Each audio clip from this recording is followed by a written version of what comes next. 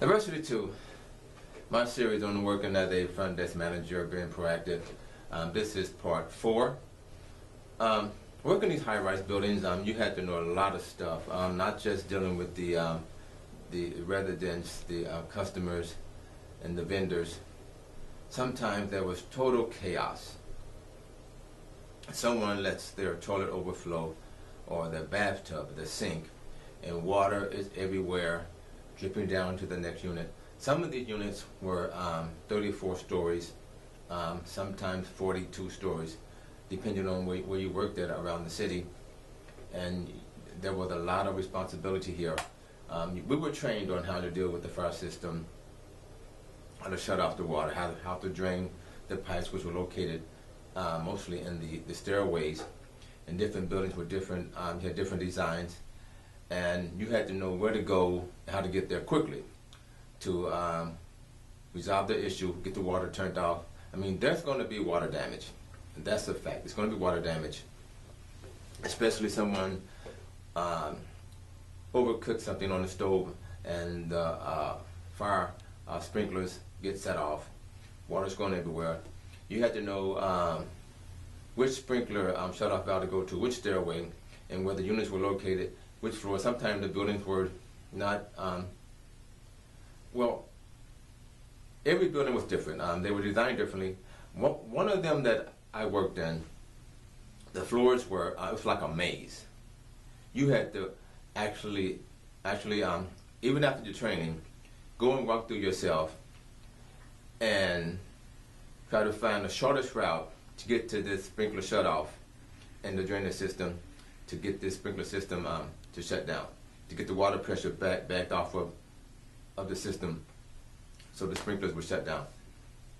And it would be total chaos if you did not know how to get there quickly.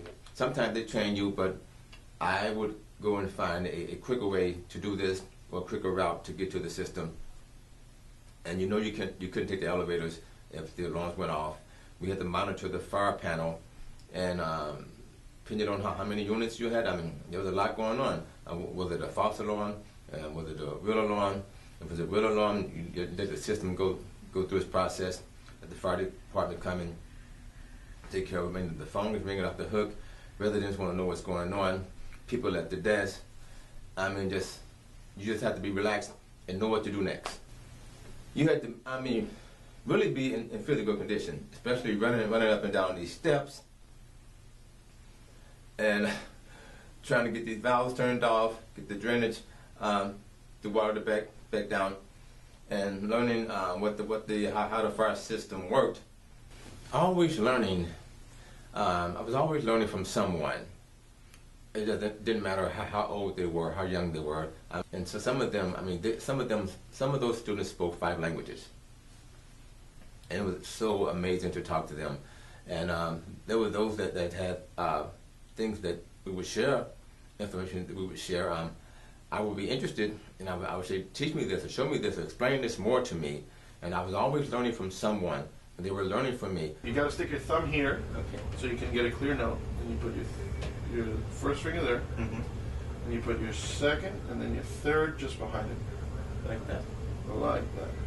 Okay? You got to make sure to plant it like that. It's not like that. And you just got to make sure to push hard on it and not block this one. See, you're blocking this one. So make sure you got to, it's not hard. Here. Just basically what you got to make it look like. So you got to put your middle finger on the, this one? No. You got to put that, these are called frets. So you got to put the first finger on the first fret. I remember one young man from Bolivia. He didn't know much about auto mechanics, and I took the time after work. I would go over and show him how to change his brakes, and that, I mean, he appreciated that so much for me to take the time to show him. And I remember him telling me that you remind me of my granddad. He was always fixing stuff and showing me stuff. He's not here anymore, and I appreciate you taking the time to show me how to take care of my vehicle so I can take care of my family.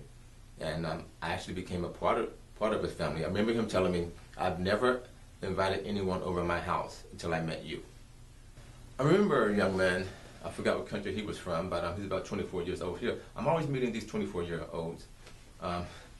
Anyway, one day he was driving his car to work, and I remember hearing his motor rear up. Some people, some of them were like attention, and he would rev his motor and kind of just drive kind of crazy. Everybody knew he's here. Anyway, one day he did that, and his motor blew. But prior to that, he got a little water in his engine, and he thought he got it all out. But that day, his motor actually blew. This is what he did. I was so impressed with him. He went to Amazon, ordered him a motor.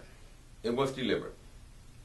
He put that motor in his car in one day, came back to work, and I said, so how's your car? He said, I put the motor in today. I said, you put the motor in today? He said, today. I'm like, why didn't you call me? I love stuff like that. I wanted to see how he did it. Especially for his vehicle. It was like a sports car. Why didn't you call me? He said, oh man. But he installed that motor himself in his dad's garage. And I told him I was very impressed with him. And I wish he would have called me so I could see how he did it, especially for his sports car. But I let him know that I was proud of him.